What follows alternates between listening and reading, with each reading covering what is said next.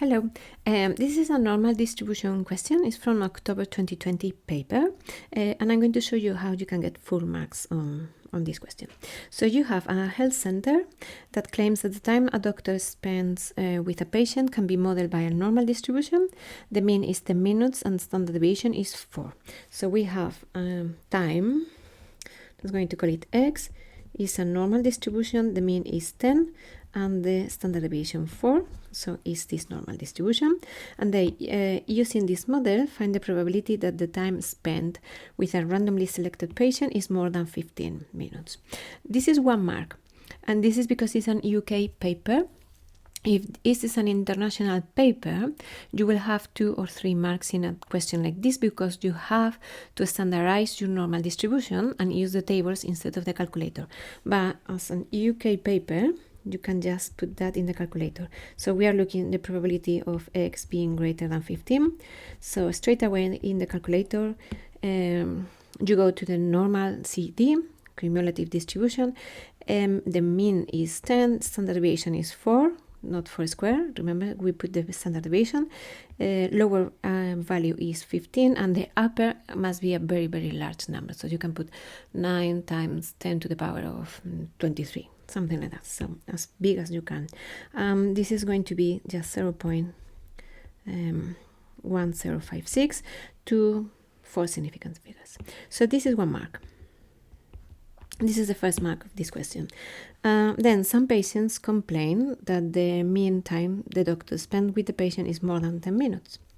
The receptionist takes a random sample of 20 patients and finds that the mean time is 11.5.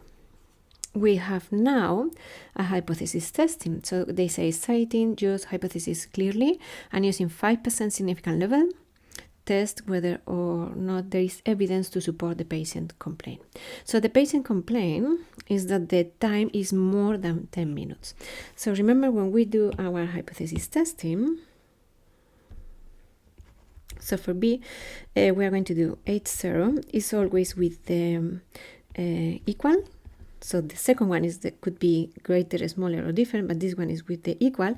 So if we want to see if the time is more than 10 minutes, this one is going to be the mean is 10, and our alternative hypothesis is going to be greater than 10. So it's one tail test.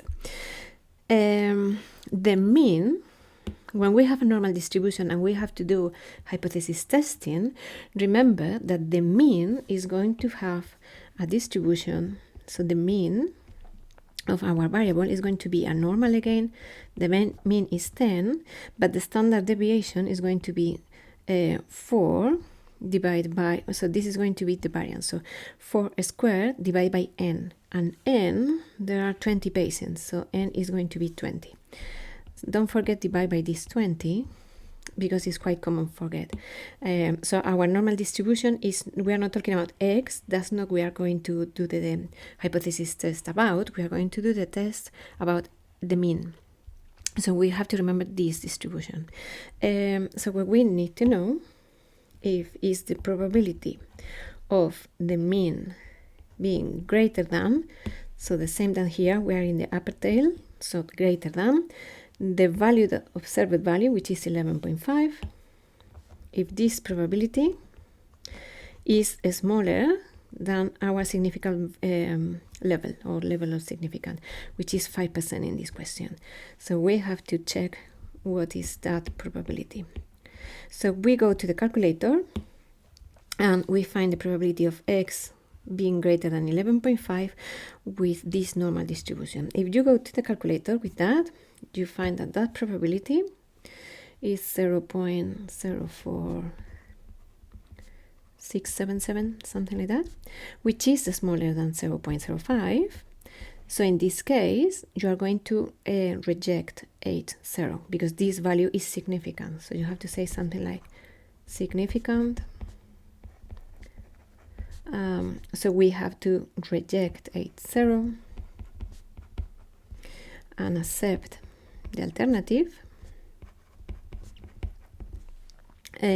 or you have to say that there is enough evidence to support, so there is enough evidence enough evidence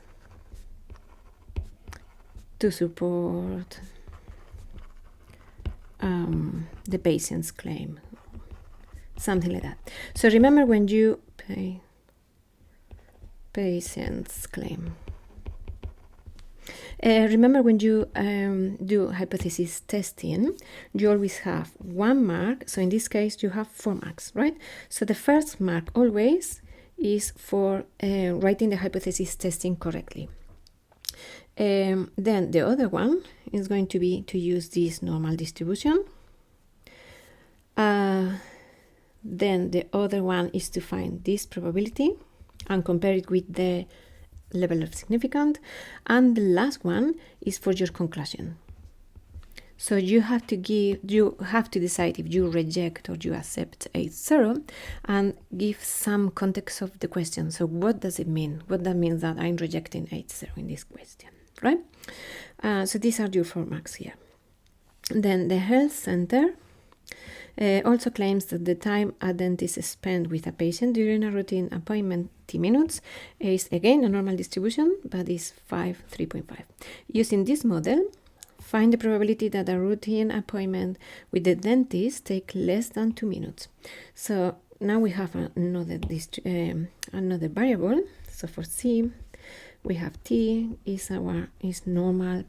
It was 3.5 squared.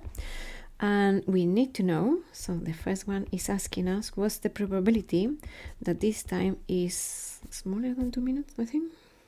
Smaller than 2 minutes. We need to find this probability. So again, we just go to the calculator because it's just 1 mark. So if you see here, this first one is 1 mark. So English students, you just have to go to the calculator and find this value, which is 0.1957.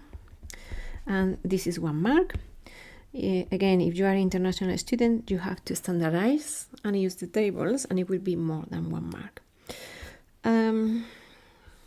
For the second part, they say, find the probability, so it's conditional probability, find the probability that t is smaller than 2, given that t is greater than 0. And it's 3 marks, so let me show you.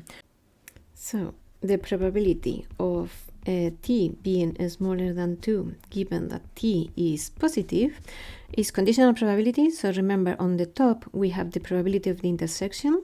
So t must be greater than 0, but smaller than 2 at the same time. So this is something like this, t between 0 and 2, divided by the probability of the thing that is already happening. So the probability of t greater than 0, t positive.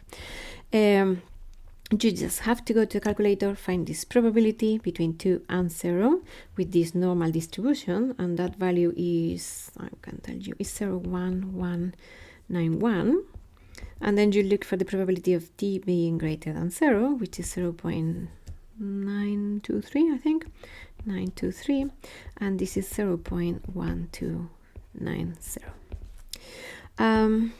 This is 2 marks, 3 marks. So you have the first one for the method. So this one.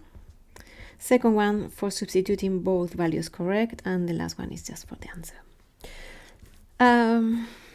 Next thing they ask is, hence explain why this normal distribution may not be a good model for t. So you have noticed that you have some probabilities of t being negative. Even if it's very few values, still we have the possibility that t is negative. So we have a probability that is not really 0. So that's the problem with this distribution, is that t can be 0 when that's impossible because it's the time, right? Negative. Can be negative in this model. Negative in this model. But time cannot be negative. But time cannot be negative. Something like that.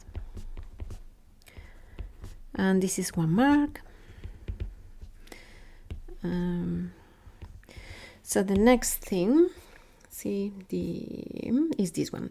The dentist believes that she cannot complete a routine appointment in less than 2 minutes.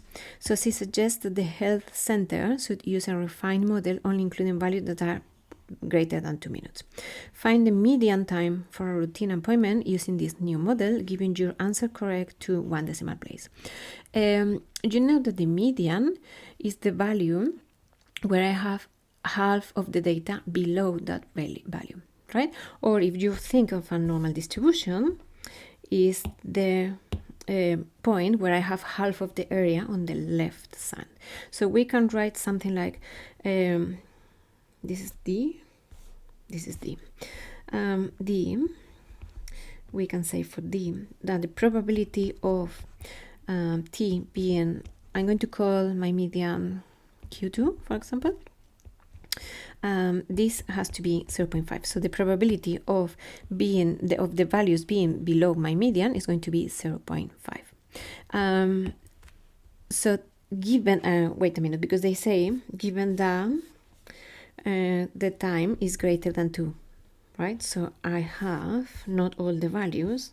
I'm sorry, this is not fully correct. So the values must be greater than 2 minutes, because she says that she cannot do an appointment in less than 2 minutes. So this probability is the probability that is conditional probability. So 2 smaller than T is smaller than Q2, given that probability of T being greater than 2 must be 0.5. And the only thing that we don't know here is the probability of Q2. Remember, the probability of T being between two values is really the probability of T being smaller than Q2 minus the probability of T being smaller than 2. So I'm just doing something like, let me show you, just to remind you in case you don't remember this well. I'm going to do here. So the probability of being between, let's say, 2 and Q2, wherever they are, probability is the probability of being smaller than Q2 minus the probability of being smaller than 2. So I want the area in between those two values. So I'm doing the probability of being smaller than Q2 minus the probability of being smaller than 2. Just because I cannot use the calculator straight away because I don't know Q2. And divided by the probability of T being greater than 2. That must be 0.5. You can just go to the calculator and find this probability. Although we have this probability. No, we have one. We have smaller than 2, so greater than 2 will be 1 minus this value, or you can just go with the calculator and do it. So you have something like probability of T smaller than Q2 minus this probability 0.957. I would recommend you, I'm just writing the values rounded, but I recommend you to use the calculator and put the values in the memory and use those values in the memory. So don't round until the very end. And from here you find that the probability of T being smaller than Q2 is 0.5978. And then if you go to the calculator again, inverse normal distribution with this value here, you find Q2. And Q2 is going to be 5.8667, but they ask to round to something. Correct to 1 decimal place. And it's minutes, so we are going to write to 1 decimal place. So it's 5.9 minutes to 1 decimal place. Okay, this is 5 marks. So the first mark is to know this thing here. So the median is when the probability is 0.5. Second mark is to use conditional probability. So second mark. The third mark is for using the formula and substituting this correctly. The fourth mark is for finding this value. And the fifth mark is to finding the final answer. Yeah? So these are all the marks that you have in this question. I think in total there are 15 marks. And I don't think it's too complicated. I think this part is the one that is that requires you to think a bit more on the, just because it's conditional probability, but it's not super obvious straight away. You have to read in between lines, I think. Yeah, so that's all for this question. Hello, if you like the video, I have a free last minute revision course the week before your exams. The link is in the description below. I'm working with international levels for Edexcel, but if you are an UK student, you will find this very helpful as well, because the questions are identical, you just have less topics. I have other courses through the year. They are all in my website, and the link is as well in the description below. I would love to help you.